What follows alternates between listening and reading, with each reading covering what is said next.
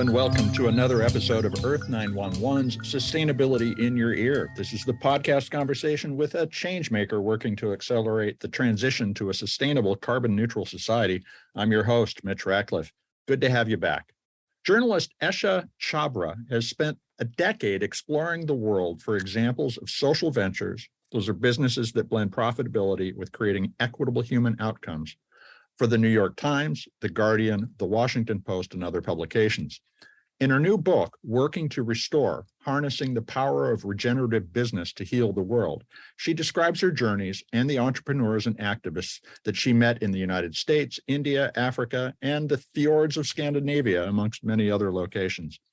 She describes social and environmental innovations transforming coffee, shoemaking, healthcare, energy, and hospitality companies, among others, that are becoming familiar to Earth911 readers. But for many, the reflective and environmentally responsible thinking in working to restore may be a revelation. Esha's story explores additional dimensions of two terms that dominate green business discussion: regenerative and restorative, weaving the environmental benefits with social impacts that can help low-income people access resources sustainably. She discusses the key role of the United Nations Sustainable Development Goals in setting new social priorities and establishing how we measure the value that business creates in society. And her book will be published on March 21st. You can learn more about Esha and her work at eshachhabra.contently.com. That's ESHACHABRA.contently.com. No spaces, no dashes. Welcome to the show, Esha. How are you doing today? I'm doing great. How are you? Good, good. Well, hey, congratulations on having your book come out. I want to start off by asking you about a concept that you use throughout it. You write in the introduction, the regenerative mindset centers around circles as a collective, be it in the farm, in a factory, or in a business. Tell us how the idea of a circle really encapsulates this broad change in values and ways of doing business that you describe in the book. Yeah, I've done a lot of reporting and interacting with farmers in the last 5-6 years. And as you get to understand how agriculture was done, eons ago now, it seems like, it was a circular method.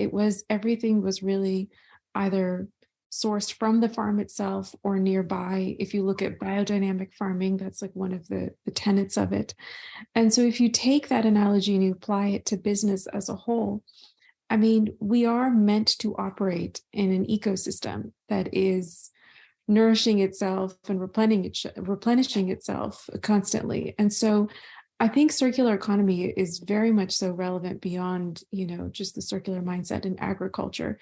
And that's kind of at the core of the conversation we're having with sustainability, because yes, you can, make products that are out of recycled materials, but then at the end of the day, if there's no plan as to how you're going to either properly dispose of that material or possibly use it again, are you really doing a service? And there's also this whole discussion that's going on now as to how many times can you recycle certain materials? They do degrade with each time that you recycle them. And so this concept of how close can we get to a circle? I don't know if we can get to a perfect circle in every industry.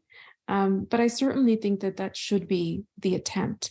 For too long, I've seen companies come up with products with really no end game in life. And Finally, that's now changing, where the companies are thinking about the proper disposal or recycling of these products. And so I think that's a welcome shift. And sustainability also broadly speaking, regarding the book, sustainability I don't know if it's been thought about in a circular mindset from the get-go. I think that's more of a recent development as people are, battling with these kind of issues and topics. So that's why the regenerative mindset or the restorative mindset makes more sense, because it's less linear. Regenerating, you're regenerating something, you're giving it life again. Whereas if you're sustaining something, you're more or less sustaining the status quo, which is certainly not as circular in my mind. Well, one of the things that's striking about a lot of the people you talk about is that they embrace the externalities that most traditional capitalists, let's put it that way, just don't want to pay attention to. And that really defines this difference, is to look at the whole process rather than to look at this one part that you're influencing right now, rather than thinking about its influence over the entire system. Absolutely. I mean, absolutely. You encapsulated it really well. These companies that, I chose to feature in the book have really thought about their business in a very holistic sense. It's not just like we're going to make clothes out of recycled plastic bottles and that's our environmental impact on the world. It's really also about how they run their businesses, how their supply chains operate. I can give you the example of Veja, which is a footwear company in the book. So they are a shoe brand and they've thought about every aspect of the shoe being manufactured in Brazil so that they could keep it within one country instead of having products and materials being sourced from all over the world, which is typically what happens in apparel and in footwear. You've got pieces and parts all over. And then, even within that, they've thought about, okay, we're going to get the organic cotton from the northern part of Brazil here. We're going to get the rubber from the Amazon, working with the rubber trappers in a very sustainable way. And then we're going to manufacture it in a factory that's on the border of Uruguay and Brazil. So all of it is happening within one country. And while that seems, almost very basic, it is different. It's very much different to the way manufacturing happens compared to other brands. That touches on the idea that a lot of circular economy events will be primarily regional rather than global, but then there's the interconnection between all these regional circular economies that we'll be looking at. And we'll talk a little more about that later. But let me ask you this, is everyone getting involved in these changes, or are you seeing this primarily being driven by younger people? I think that's an interesting question. So I've been writing about this space for about 10 plus years now. And I've really seen it grow and flourish, I would say, in the last 5-6 years. I don't think it's just on the fringes anymore. And yes, while Gen Z and a lot of, younger folks under 30 are really, I think, very passionate about environmental change, and rightly so, I see this happening across industries, which is why in the book we've, showcased so many different industries as well, across the world, across, different demographics. I don't see this being a niche. I mean, I can't remember 7-8 years ago if every company had a director of sustainability, but now it seems very much so the norm. And that means that there has been a shift. There's an understanding when you have even big, companies. If you look at the agricultural space, when you have a Cargill or a General Mills talking about regenerative agriculture, these concepts are going mainstream. Now, whether or not they're going to do it truthfully and actually have the kind of impact we hope for, that's a whole other conversation. But no, I definitely think that we're getting more and more closer to mainstream. The concern now is more so, the greenwashing that may be happening, or how much of this is genuine. But I don't think that this is something that's being driven by just one small sector of society. Well, do you see this as then, because we do tend to talk about like the sustainability sector, but really it becomes an integral part of every business process across the economy if this works out the way it seems you're describing. What would happen if we don't accomplish that transition? Does business have a future? I think we're at the point now where I feel like most major industries realize that this is not just important from a marketing or consumer, approach, but it's really important for their success and for their resilience and their ability to even have some of these supply chains 10, 20 years down the road. We're talking a lot more about resiliency in supply chain. And what does that mean? That means that if you are sourcing an agricultural product and it is dealing with the environmental impacts today from climate change, how is that product or how is that crop going to be there 10 years from now, 15 years from now? And that means you have to invest in it, which is why you're seeing a lot of big food brands, or in apparel with cotton, major apparel brands really looking at their supply chains closely and realizing this is not necessarily something they can take for granted. So, I mean, yes, absolutely. I think it needs to be a core part of business, and people are looking at it that way. Now, one of the most important factors in the story you talk about is finance. And many of the companies that you describe bootstrap themselves, or they grew on government grants. But then large scale growth, getting to really major scale, requires a lot of money. Do you see investors And did you talk to investors like private equity offices or family offices that are driving this transition globally? Absolutely. So there's two schools of thought in this. There are companies that have steered clear of investors primarily because they do not want to deal with the pressures that come with having an investor. That means you have another voice you have to listen to. It means perhaps you have to be really focused on maximizing profits faster than you would like to. It could mean less experimentation in some cases. So that's why you've seen some companies that are mentioned in the book. They've either bootstrapped it or they've had access to funding from a previous venture that they've rolled into a new one. But there are companies in the book that have taken on investors, absolutely. And there's a whole chapter on finance that looks at impact investing, which is a space that has grown rapidly again in the last 10 years. And there are countless investors out there that are interested in supporting these kind of businesses. Whenever you take on an investor, it's like getting into a marriage, right? So whether it's an impact investor or it's a traditional investor, you have to figure out if that's the right person for that company. And I think that holds true even in this space. Any entrepreneur that you talk to in the sustainability space will feel the same way. You have to, even if it's an impact investor, you have to really think about the long-term relationship you're going to have with this organization.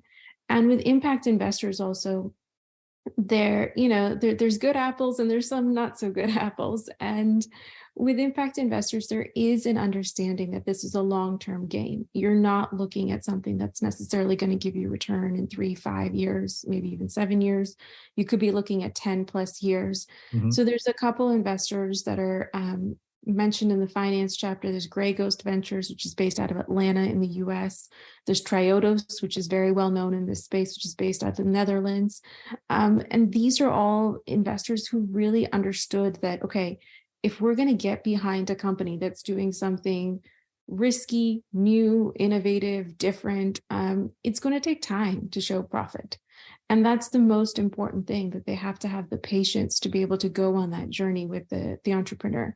But I agree with you. I mean, I think there's cases where businesses don't need funding, and then there's cases where businesses really do need the funding to be able to scale.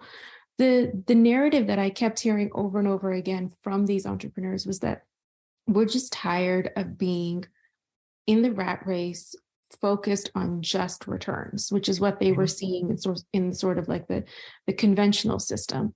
And that's what we're trying to shift away from. Is it like, can we have a thought about how scale works? Because that's the other problem. Like, many people, the first question they'll say is, okay, so how do you scale this, right? But is scale always the answer? I mean, that's a great question. Yeah. I mean, do you need to be an international brand or even a national brand in every case? I don't think so. Mm-hmm. Actually, the founder of Veja, Sebastian, he said something that was very thoughtful where, he said, maybe the answer is we have lots of small to medium-sized companies, and that's more so the model that we need to approach. It's not necessarily that we need to have these large-scale operations everywhere in the world in every industry. So it's also taking that into account and having that shift in your mindset. I think that's really critical to think about when you're looking at business and scale. It's interesting. You brought up marriage as a metaphor, mm-hmm. and actually bringing an investor in is not so much like monogamy, but polygamy. Yeah. Which makes it all the more complicated. But family is another way to think about this new model. The smaller businesses, too, is an example of that. A collection of family businesses keeps more money in the local economy, which creates greater equity. And that's the other end of this calculus that we're trying to figure out right now is how do we get a better outcome for everyone? Absolutely. And there's certain industries where that really makes sense. So, for example, in the travel chapter, I showcase a small hotel that is in Orland Valley in Norway, which is very close to a small village or town, you could say, Flom, which is at the gateway of the fjords. This is an area that tourists flock to. You're talking mm-hmm. millions of tourists are descending on these small villages in Norway to see the fjords. And the couple that started this boutique hotel, they have no ambitions to turn this into a franchise or, scale it up. The beauty of it is that it is small. They want to keep it that way to preserve the local environment, to preserve the local culture. And they're trying to get people to appreciate, where they're from and their roots and the culture and the heritage of their particular property. So there's countless places where you find that actually small is plenty. All we have to do is we have to replicate small, and then you have the same effect. So no, go ahead. I was going to say Flom is a really interesting story because it's a village of 300 people that when a ship docks suddenly becomes 100 times larger. And you describe pollution in this small town at the edge of the Arctic Circle that is as bad as some major cities. And the hotel you're talking about, the Vikes Hotel, what's their aesthetic? How did they get people to visit without leaving such a heavy footprint? So the thing with Flom is it's like many other tourist destinations, right? Because it's such a beautiful place of natural beauty. So everybody wants to go there. So when you go there, there's about, I can't remember exactly now, it's been many years, but maybe 5 or 6 hotels that are really the prime hotels that are there on the edge of the fjord that you can stay in. And everybody goes there because the cruises come dock there. So if you're going to spend the night, you could stay there in the hotel, or you could, take the bus, which is what I did from town, and come out there and stay there. And while it's lovely, it's very touristy. It is dealing with these massive cruises that come park themselves every morning or every other morning there. So they kill the view, they kill the vibe completely. And as I talked to the founder of 29 Orland, this boutique hotel that's in the same valley, just about a 10-15 minute drive away, she was actually a reporter and a journalist who lived in Oslo and was seeking a different lifestyle. So her and her husband moved out to Orland and they started up this operation. And she said, you can visit the fjord in smaller boats. You can visit the fjord by going on hikes. You can visit the fjord in so many different ways. You don't have to come in on a massive cruise. So that's the experience that they're giving their guests. It's very well connected. You can certainly still get to their hotel. It's about the same price point. It's not even like that it's egregiously more expensive. And it's made very thoughtfully using locally sourced materials with the local aesthetic. And they organize all these things that you can do. So, she herself, the owner, will take you out on a hike, on a waterfall. They'll arrange a visit to the nearby village so you can meet the local baker or the local cheesemonger. You can go down to the fjord and row in a boat. You can go on a picnic. And it's really this, approach of slow travel also. If you're going to come to a place like Norway and visit the fjords, you don't need to be in a hurry and sort of like checking off a checklist, right? So come enjoy 4 or 5 days there and really absorb that environment. I think that's part of the challenge is you have to change your mindset. I've changed my mindset when it comes to travel. I find that if you're going to go somewhere, really settle down, relax, absorb yourself in those surroundings. And you don't need to tick off this list that tourists tend to have of visiting all the sites, right? So it's a different form of travel that you're describing. Absolutely. And so I think that that's part of it also. And the travel chapter looks at that. It's not just about going to a property that meets all the eco requirements. That's fantastic from an operational standpoint. But it's also how we as individuals choose to travel because that has a footprint, rather than taking a cruise ship all around 10 different places, can you just go to one place and nestle down there for a few days and enjoy that vibe? I want to talk more about tourism, but we're going to take a quick commercial break and we're going to be right back.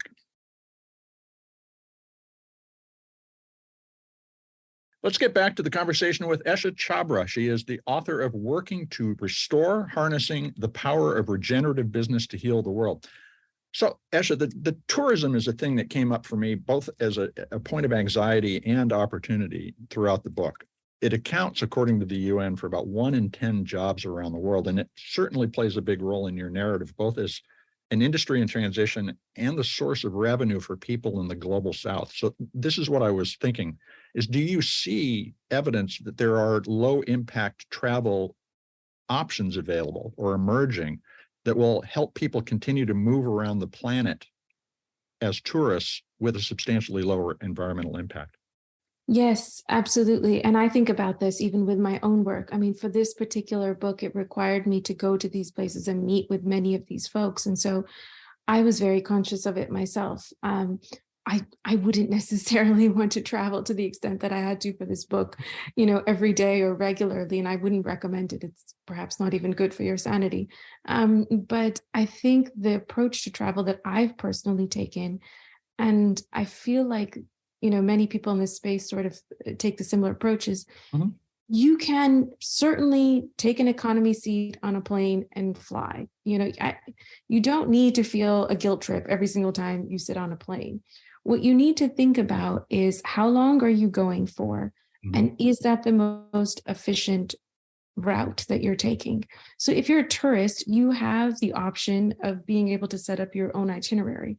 Where I think it's even more of a headache, honestly, is with business travel. Because tourists can be very thoughtful. They can say, okay, I'm going to go to this one destination. And if your, vacation time allows for it, please go there for, 10 days, 2 weeks, and really enjoy that one place.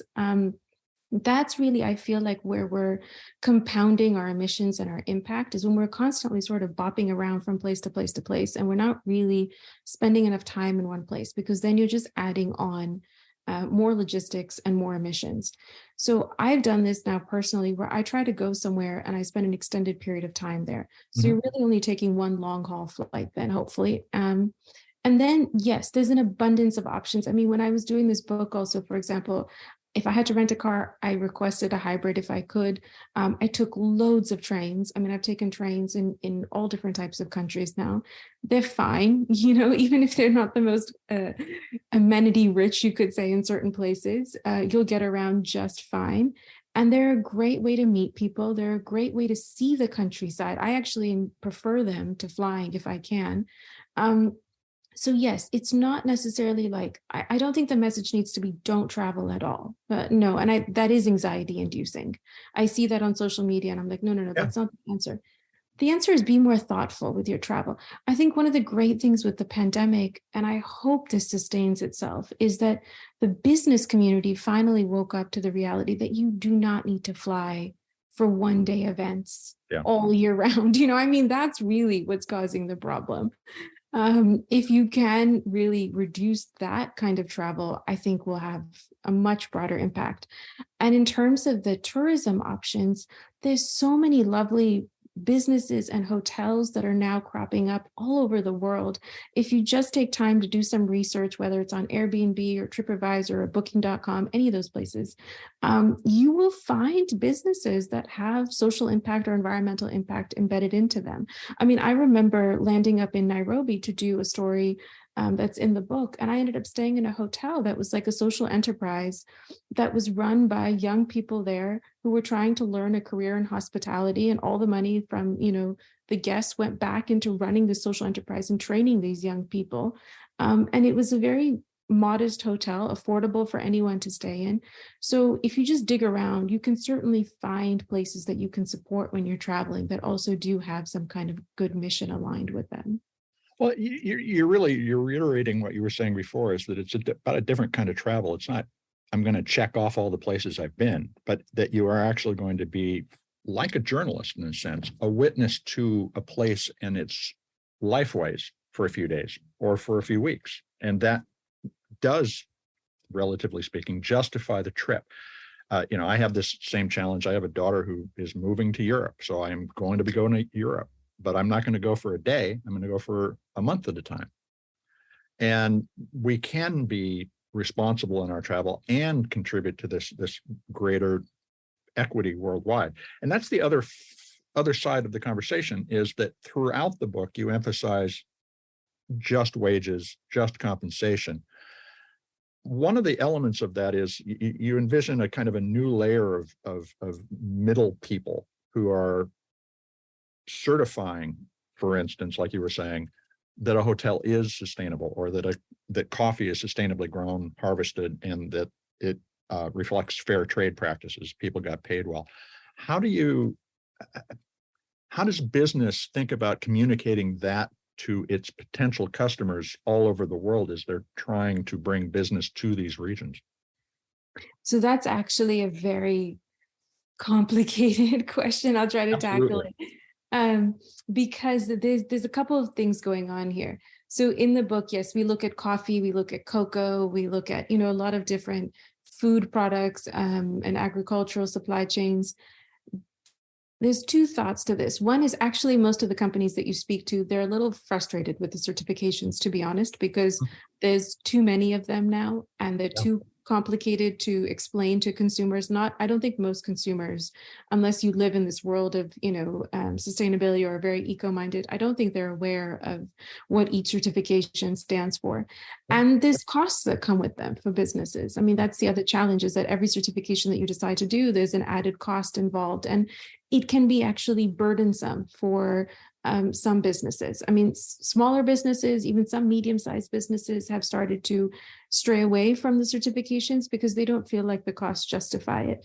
I think what we need is greater transparency. That several of these companies talk about.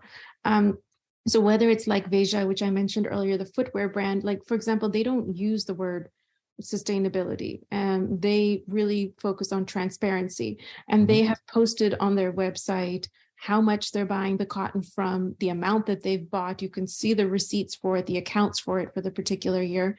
Or you look at Falcon Coffee, which is another example in the book, which is technically a middleman in the coffee world. So they are an exporter importer exporter out of the UK, and they basically help roasters, get their coffee beans. So once a farmer is done producing, their coffee, it's handed off to a local tradesperson who then will find somebody who will internationally export it to whatever destination it needs to go to.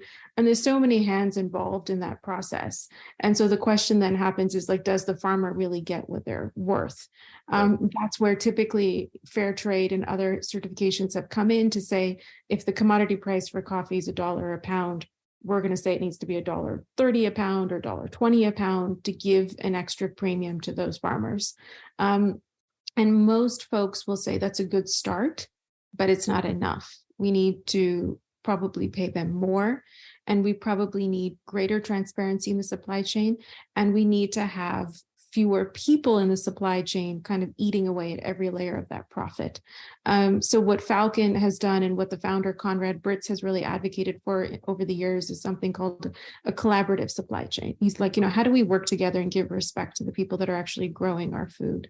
And that means reducing the number of hands that exchange it, but also creating some transparency. And so he's created transparency for his clients so that they can see exactly how much the prices are at each stage. I think that this is probably one of the hardest things, honestly, to solve in the book, aside from possibly renewable energy. It's a very complex web. And once you start to learn about global supply chains, you realize they take a long time. They're hard to change. It's not an easy system that you can change because it's so rooted and embedded in different cultures.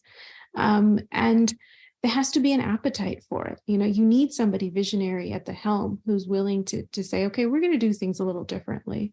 So yeah, I think this is honestly one of the most challenging aspects of business right now. Well, we talk a lot about disruption in technology industries, for instance, but this is what we're describing here. And this is clear throughout the book, that we're going to disintermediate one set of middlemen who basically were value neutral. They just bought and sold without regard for any of the implications, and replacing them with middlemen who have responsibility to provide that transparency, to ensure that the wages are fair. That's a different set of relationships, and certainly something that, to your point about what consumers currently think about, it's a challenge to change your mindset about how you shop. Have you thought about how, for instance, Falcon Coffee succeeded in communicating the values that it represents? I think with Falcon, if we use Falcon as an example, you have someone at the head of that business who's a great communicator. Conrad is a very thoughtful communicator. I think that really helps when he's interacting with his clients and he's able to explain these concepts. I think the way that they've positioned themselves by also working with other people who are committed to these values, that's part of the challenge in this space, honestly, is finding people in the business community who are willing to be on the same wavelength as you, or at least try to be on the same wavelength as you. So if you go to a major coffee brand and you tell them that you have all these wonderful attributes to your company, and they don't frankly, value that, it's going to be a hard sell no matter what. Yeah. So you have to find folks who are willing to kind of go on this journey with you. But I think with Falcon, they've done a really good job at just kind of focusing on the few essential points that are important in the coffee supply chain, and really tackling those. And I think the work has also spoken for themselves. They have, for example, taken on impact investors, and they've taken on all these risks where they've put in loans for some of their coffee suppliers who couldn't get loans because, the challenge oftentimes is financing in agriculture. Mm-hmm. If your cotton supplier or coffee supplier cannot get the funding that they need for that particular harvest, are they going to look after their crop as thoughtfully? Are they going to be as vested in the supply chain? Perhaps not. And so to be able to come in and say, okay, we're going to take on that risk. We're going to put our money where our mouth is, and we're going to help you succeed. That shows that you believe in these values. And I think then on the other side, people understand that you're serious about this. This is not something you're just doing because it sounds good.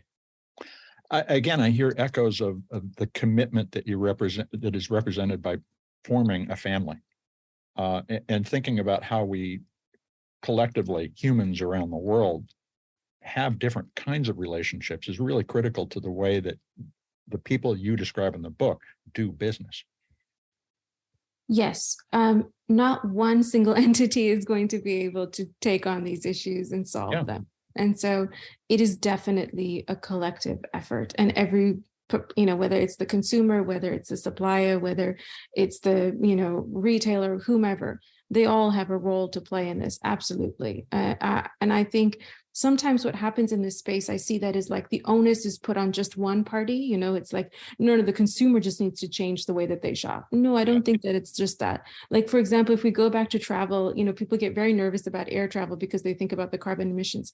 Really, honestly, if aviation changes in the near future, and it is trying to, they're doing the R&D that's required to change the fuel sources, that's where you're going to see the really fast impact. If we are able to find another alternative source that's just as good as fossil fuel to use for aviation, all of a sudden flights will become, less harmful for the environment. Mm-hmm. So it's definitely a holistic approach. Well, Esha, it's been great talking with you about the book, and I hope people take time to read it. How can everyone follow along with what you're writing now? So I've been writing on Forbes lately, quite a bit. So you can certainly find me there. And I try to highlight up and coming companies. So you can get some new ideas that are happening in this sustainability space. And I have my website, which is eshachhabra.com. So you're welcome to check that out, which has got all the latest details. Great. Well, thank you for spending time with us today. Absolutely. Thank you, Mitch. We've been speaking with Esha Chhabra. She's the author of Working to Restore, Harnessing the Power of Regenerative Business to Heal the World. And you can learn more about her at eshachhabra.com. That's one word, no space, no dash. Esha is spelled E-S-H-A, Chhabra, C-H-H-A-B-R-A, eshachhabra.com. And many of our articles are collected at eshachabra.contently.com. Business became a sterile practice when it decided in the 1950s and 60s to insulate itself from the externalities that its operations produce. For example, the environmental and social cost of pollution. Now we hear every day about companies' struggles to win customers and retain employees because they do not address those same externalities. The bill for impersonal, profit-centric capitalism is coming due, and the transformation of the economy is changing the very nature of business. Esha's observations about the circular, familial approach to building sustainable businesses are reports from the bleeding edge of innovation that will bubble up from the bottom to create a low-carbon, sustainable economy. We may not reach net zero emissions, but we can keep humanity's annual carbon emissions and environmental impact well within the Earth's ability to support us. Esha's book, Working to Restore, will be available on Amazon and at bookstores this month, and will include links to buy it with this episode of Sustainability in Your Ear. And you can help by sharing this podcast or one of the more than 380 other interviews on sustainability in your ear. If you take a minute to share a podcast and write a review, it will really make a difference for us. You folks are the amplifiers that can spread more ideas to create less waste. Tell your friends and family, your coworkers, people on the street. You can find us on Apple Podcasts, Spotify, iHeartRadio, Audible, or any of the other fine purveyors of podcast goodness you may choose to support. Thank you for listening. I'm Mitch Ratcliffe. This is Earth 911, and we'll be back with another innovator interview soon. In the meantime, folks, take care of yourself, take care of one another, and let's all take care of this beautiful planet of ours. Have a green day.